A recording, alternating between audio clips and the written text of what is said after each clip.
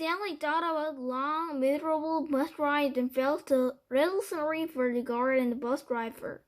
A man in a cowboy hat spit some flower seed shell into the waste paper basket. Then he walked around the desk to Stanley. "My name is Mr. Sir," he said.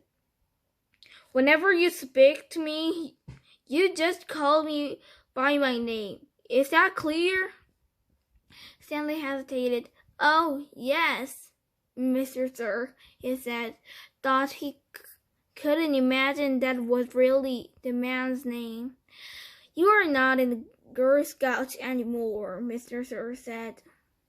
Stanley had to remove his cloth in front of Mr. Sir, who made sure he wasn't hiding anything. He was then given 2 sets of cloths and a towel. Each set consisted of a long-sleeved orange jumpsuit, an orange t-shirt, and yellow socks. Stanley wasn't sure if the socks had been yellow originally. He was also given white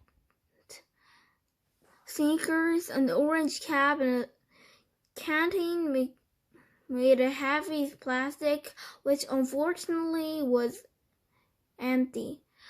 The cap had a piece of cloth sewn on the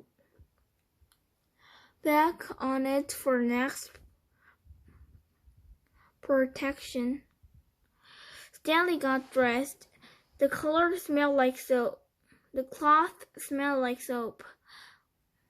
Mr. Sir told him he should wear 1 set to work and 1 set for relaxation. Laundry was done every 3 days. That day his work cloth would be washed.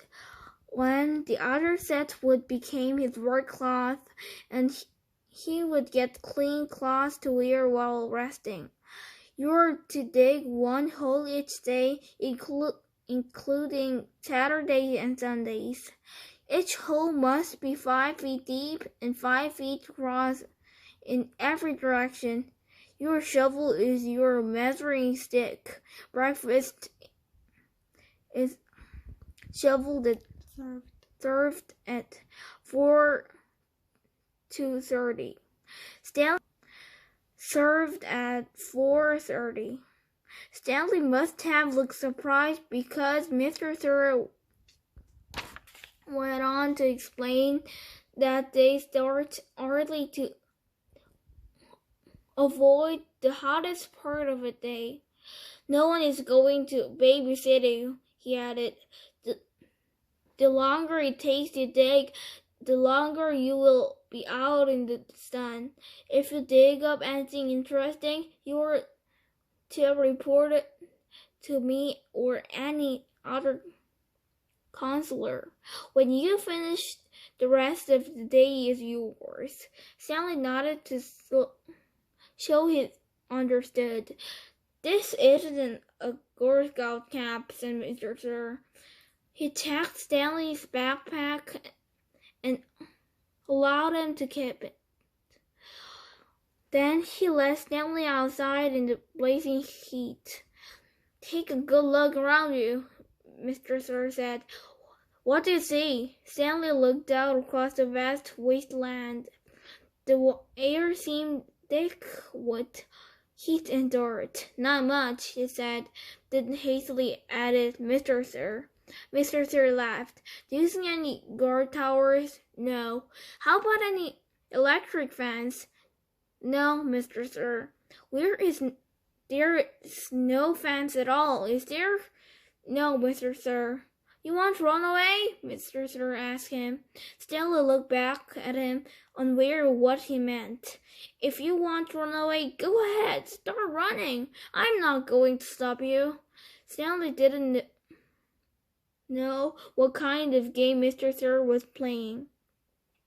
"I see you're looking at my gun. Don't worry, I'm not going to shoot you," tapped his shoulder. This is for yellow-spotted lizards.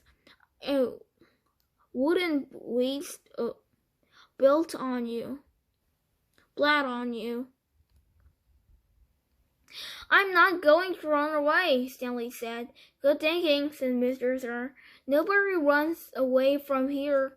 We don't need a fence. Know why? Because we've got the only water for 100 miles. You want to run away? You will be buzzard's food in 3 days.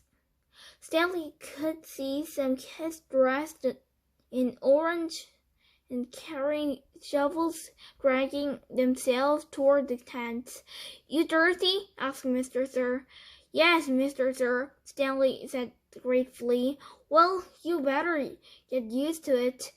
You're going to be thirsty for the next 18 months.